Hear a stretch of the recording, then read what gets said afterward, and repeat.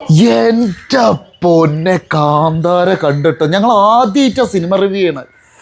ഋഷഭ് ഷെട്ടി എൻ്റെ എമ്മാരി മുതല് ചെങ്ങായിട്ട പൊന്നെ എടുത്തൊരു എഫേർട്ട്. സോറി ഞാൻ ആ പവറിൽ മനസ്സിലായി. എടുത്തൊരു എഫേർട്ട് ഓസ്കാർ സ്റ്റഫ് സാധനം എൻ്റെ പൊന്നെ.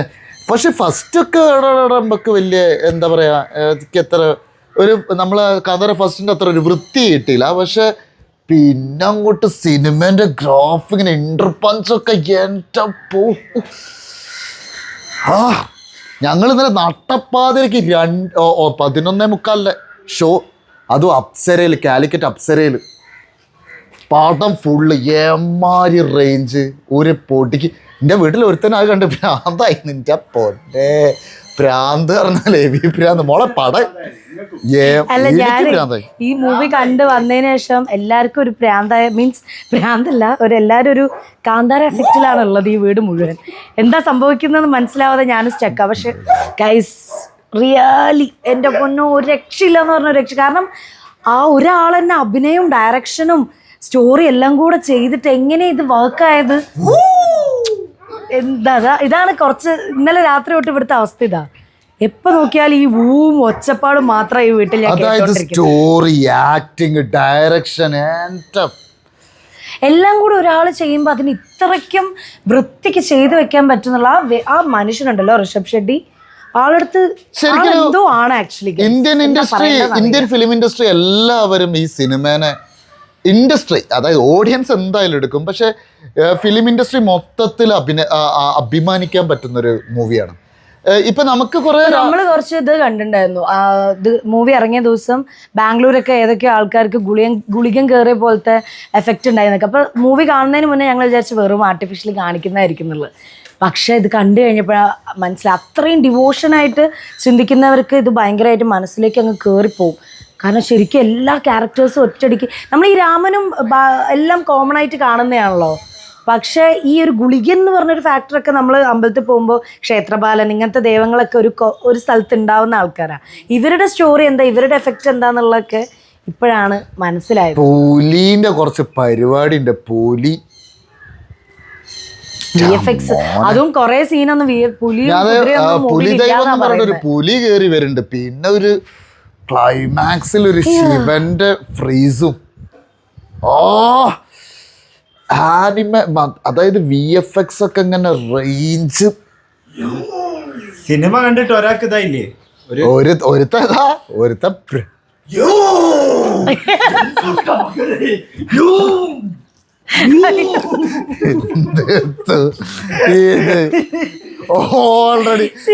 ഓൾറെഡി മെന്റലാ. ശ്രീകുട്ടേട്ടർ ഫുൾ ടൈം ഇങ്ങനെയാണ് ഗൈസ്. എന്താ സംഭവിച്ചെന്ന് മനസ്സിലാവില്ല. ഇടയ്ക്കിടയ്ക്ക് ഫുൾ കാന്താരം മൂട്. രാവിലെ എണീക്കുമ്പോഴൊക്കെ ഈ യൂന്ന് പറഞ്ഞ ഒച്ചയാണ് വീട് മുഴുവൻ. രണ്ടുപേരും ശ്രുതിക്കും പടം കണ്ട് ഭ്രാന്ത. ഇതാ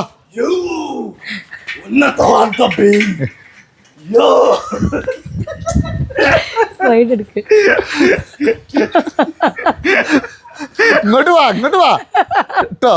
ഇങ്ങോട്ട് വാ. കാട്ടിലേക്ക് ഓടിപ്പോയി. വാ ഞാൻ അവിടെ നിങ്ങൾ വാനിഷ് ആയി പോവല്ലോ. ഇങ്ങോട്ട് വാ. ആള് പോയി. ഇനി പാർട്ട് 3 തുടങ്ങിക്കോ. വൈഡ് എടുക്കടാ, കാടില്ല അല്ലെങ്കിൽ.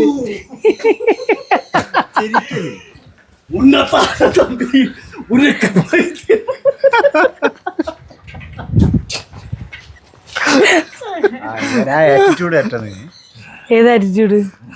കണ്ണ് ഇതെന്തിങ്ങനെ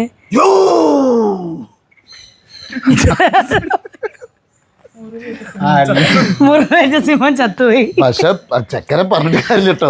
രാവിലെ തൊട്ട് ഈ മേക്കപ്പ് ഇടാൻ എനിക്ക് മേക്കപ്പ് ചെയ്യണം, എനിക്ക് ഇമോഷണൽ എഫക്റ്റ് ഒക്കെ ഇങ്ങനെ കേറി നിൽക്കുക.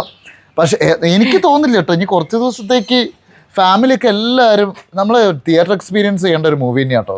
എല്ലാവരും മക്കളെയും കുട്ടികളൊക്കെ ധൈര്യമായിട്ട് ഒരു അക്വേർഡായിട്ടോ അല്ലെങ്കിൽ നമുക്കൊരു ബാഡ് എക്സ്പീരിയൻസ് ഇല്ല സിനിമയിൽ. അങ്ങനെ ഒരു സംഭവം ഇല്ല.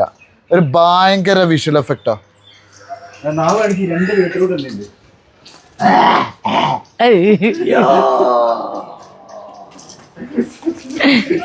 അതന്നെ. വേറെ ഇപ്പൊ പടം തിയേറ്ററിൽ ധൈര്യമായിട്ട് പോയി കണ്ടോ? എന്തായാലും കാണണം. കാരണം എന്താണെന്ന് വെച്ചിട്ടുണ്ടെങ്കിൽ കുറേ കാര്യങ്ങൾ നമുക്ക് ലൈക്ക് ഡിവോഷണലി ഒരുപാട് അറ്റാച്ച്ഡ് ആയിട്ടുള്ളവർക്ക് ഭയങ്കരമായിട്ട് ഇഷ്ടപ്പെടുന്ന ഒരു സിനിമയായിരിക്കും. ശരിക്കും നമ്മൾ നെഞ്ചിൽ ഇങ്ങനെ കൈവച്ച് പോകും ഒരു ടൈം ആ ക്ലൈമാക്സിലേക്ക് എത്തുമ്പോൾ.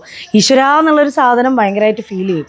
കാരണം അതാ anyways I have to say this, Rishab Shetty ആ വ്യക്തി, ആ മനുഷ്യൻ എന്താണ് ആ മനുഷ്യൻ, എൻ്റെ അമ്മേ ഇങ്ങനെയൊക്കെ ഒരു മനുഷ്യന്മാരുണ്ടോന്ന് അത്ഭുതമാണ് കേട്ടോ. അതായത് ഏറ്റവും ഇങ്ങനെ ഒരാൾക്ക് ചെയ്യാൻ കഴിയുന്നുള്ളത് തോന്നുന്നില്ല.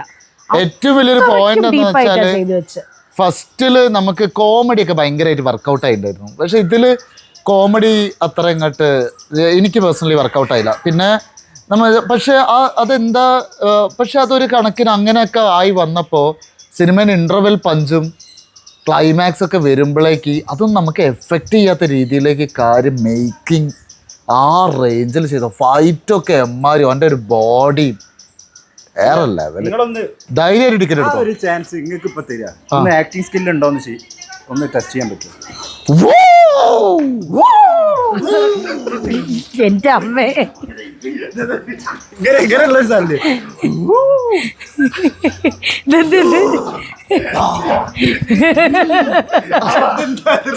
അറ്റാക്ക് ഒന്ന് മതി മതി അവെല്ലാരും പടം വയ്ക്കണ്ടോ വേറെപ്പോ ഇത് വല്ലാത്ത റിവ്യൂ. ഇപ്പൊ ഇത് എന്തിനാ റിവ്യൂ? മതി മതി പടം ധൈര്യമായിട്ട് പോയി ടിക്കറ്റ് എടുത്തോ. ഫുൾ ഫാമിലി കണ്ടോ.